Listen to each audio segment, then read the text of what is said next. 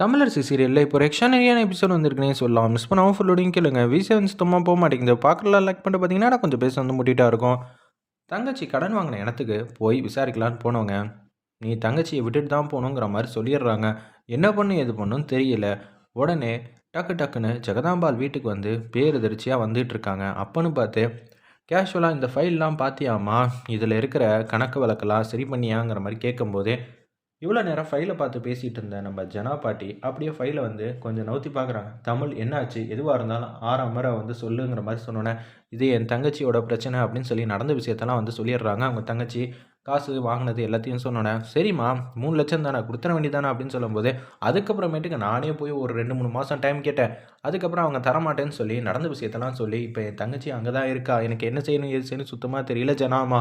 அதனால தான் உங்களோட உதவி கேட்க வந்திருக்கேங்கிற மாதிரி சொன்னோன்னே, சிபி இது எல்லாத்தையும் வந்து கேட்டுட்ருக்காங்க. தேன்மொழி வேறு யாரும் இல்லை, நம்மளோட பொண்ணு. நம்ம பொண்ணை நல்லபடியாக வந்து கூட்டிகிட்டு வர வேண்டியது நம்மளோட கடமை.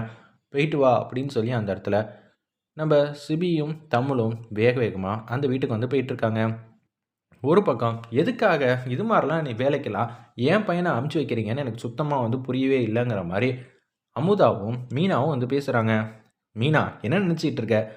நீ இப்படியெல்லாம் வந்து பேச மாட்டேன்னு எனக்கு நல்லாவே தெரியும். உன்னை யாரோ இது மாதிரிலாம் பேச வைக்கிறாங்க.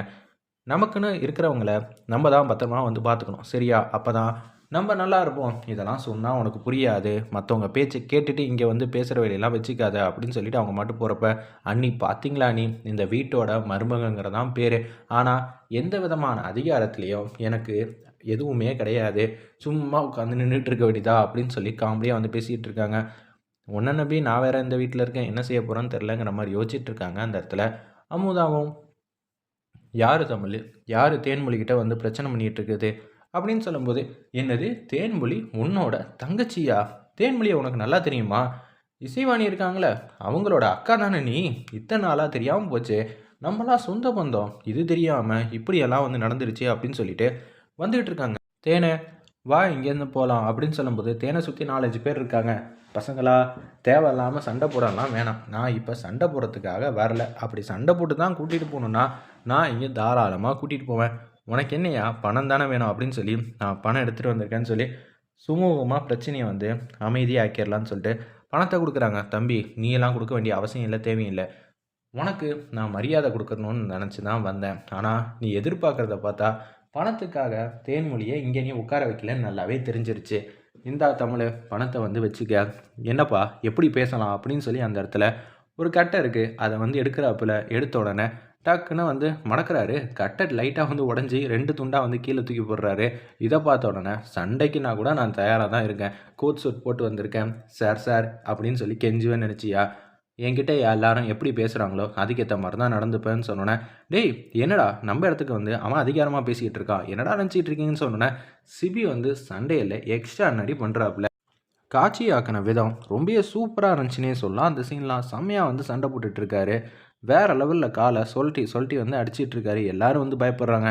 அண்ணன் இவங்கிட்டலாம் சண்டை போட்டெல்லாம் ஜெயிக்க முடியாதுண்ணே, எனக்கு என்ன பண்ணுறதுனே தெரியலங்கிற மாதிரி சொல்லிட்டு இருக்கிறப்ப, சரி அமைதியாயிரு தம்பி கூட்டிகிட்டு போப்பா அப்படின்னு சொன்னேன். இதை ஆரம்பத்திலேயே செஞ்சுருந்தா உங்களுக்கு கொடுக்க வேண்டிய பணமும் உனக்கு வந்திருக்கும். ஆனால் நீ வந்து ஃபஸ்ட்டு எடுத்தோன்னே 2-3 வார்த்தையெல்லாம் தேவையில்லாமல் வந்து பயன்படுத்தினா நான் பணம் கொடுக்கும்போது அதுலேருந்தே தெரிஞ்சு போச்சு. உனக்கு நான் ஏதாவது உனக்கு அபராதம் போடணும்ல, அதுதான் இந்த 3 ரூபா உனக்கெல்லாம் தர முடியாது, வா போகலான்னு சொன்னோன்னே சிபி மாட்டுக்கும் தேன்மொழியை கூட்டிகிட்டு அப்படியே போயிட்டுருக்காங்க. இப்போ தான் எனக்கு சந்தோஷமாகவும் ஆனந்தமாகவும் இருக்குங்கிற மாதிரி ஹாப்பியாக வந்து பேசிகிட்டு இருக்கிறப்ப அவங்க பின்னாடியிலேருந்து சிபியை அடிச்சிட்டாங்க.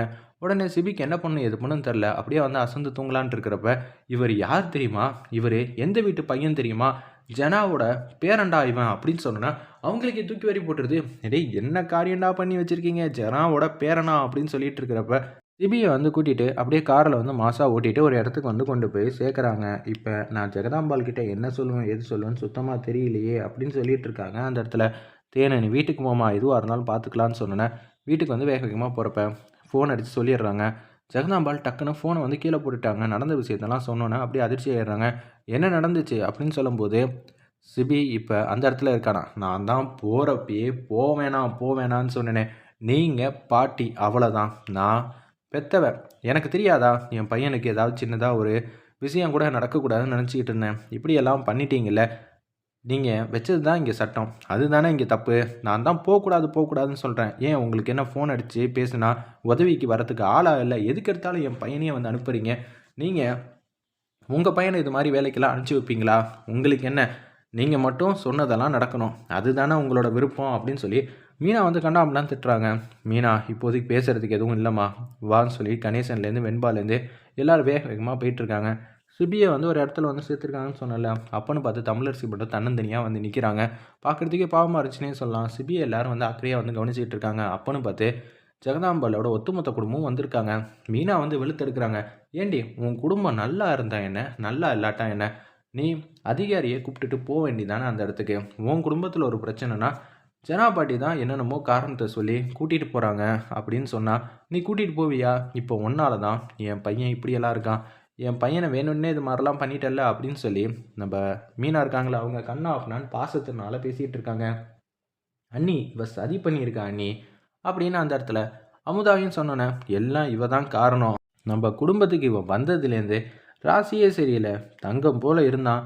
என் பொண்ணுக்கும் அவங்களும் கல்யாணம் பண்ணி வைக்கலான்னு பார்த்தேன். அதுலேயும் நடக்காமல் போயிடுச்சு. இவன் வந்தோடனே சிபியும் இப்போ இங்கே தூங்கிட்டு இருக்கான். இதெல்லாம் தேவையா? இவன் ராசினால தான் இப்படியெல்லாம் நடக்குதுன்னு சொல்லி தமிழரசியை வந்து கண்ணா அப்படின்னு திட்டுறாங்க. கொஞ்சம் அமைதியாக இருங்க அப்படின்னு சொல்லும்போது அப்போன்னு பார்த்து உள்ளே இருக்கிறவங்கள்ட்டெல்லாம் வந்து கேட்குறாங்க. நம்ம ஜெகதாம்பாள் என்ன ஆச்சு என் பேரனுக்கு சொல்லுங்கள் அப்படின்னு சொல்லும்போது நான் கொஞ்சம் நேரம் கழித்து சொல்கிறேம்மா, எங்கள் கடமையை எங்களை பார்க்க விடுங்கன்னு சொல்லிட்டு அவங்க வேலையை வந்து அவங்க பார்த்துக்கிட்டு இருக்காங்க.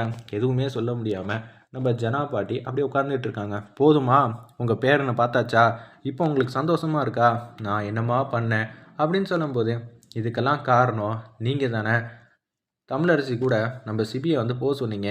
நான் இதை மறக்கவும் மாட்டேன், மன்னிக்கவும் மாட்டேன். என்ன நினச்சிக்கிட்டு இருக்கீங்க அப்படின்னு சொல்லி மீனா வந்து ஃபீல் பண்ணிகிட்டு இருக்காங்க. அவங்க ஏதோ ஆதங்கத்தில் பேசிகிட்டு இருக்காங்க. நீங்கள் எதுவும் பெருசாக நினச்சிக்காதீங்க. மீனாவுக்கு ஒன்றும் தெரியாதுமா, வெள்ளேந்தி.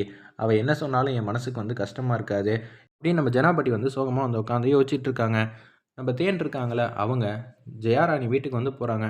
அப்பாடா நீ வந்துட்டியா, சந்தோஷம் தான். அம்மா அங்கே அக்கா வேலை பார்க்குற இடத்துல கொஞ்சம் இதுவாகிடுச்சு, எனக்காக வந்திருந்தாப்புல முதலாளியோட பையன். சொல்லுமா என்னாச்சு? அவர் நல்லா தூங்கிட்டு இருக்காருங்கிற மாதிரி ஜெயாராணிக்கிட்ட வந்து சொல்லிடுறாங்க. இதை கேட்ட உடனே அவங்களுக்கு ஒன்றுமே புரியல. என்ன சொல்கிற? அச்சச்சோ, நான் முதல்ல தமிழ்கிட்ட ஃபோன் அடித்து கேட்கணும்னு சொல்லிட்டு தமிழுக்கு வந்து ஃபோன் அடிக்கிறாங்க. என்னம்மா ஆச்சு அப்படின்னு சொல்லி கேட்கும்போது அம்மா இங்கே நடக்காதெல்லாம் நடந்துருச்சு, எனக்கு என்ன செய்கிறதுனே தெரியலங்கிற மாதிரி சொல்லிட்டு இருக்கிறப்ப கடவுளே நீங்கள் தான் அந்த பையனுக்கு எதுவும் ஆகாத அளவுக்கு பார்த்துக்கணும், நல்லபடியாக வந்து அவர் வந்து திருப்பி வரணுங்கிற மாதிரி சாமி கும்பிட்டுட்டு இருக்காங்க. அந்த இடத்துல நம்ம ஜெயாராணி அப்போன்னு பார்த்து வெண்பா நீ இந்த இடத்துலையே இருக்கக்கூடாது, நீ இந்த இடத்துல இருந்தாலே என் மாமாவுக்கு இது மாதிரி தான் நடக்கும் போங்கிற மாதிரி கண்ணா அப்படின்னு திட்டிகிட்டு இருக்காங்க வெண்பா நம்ம தமிழரசியை.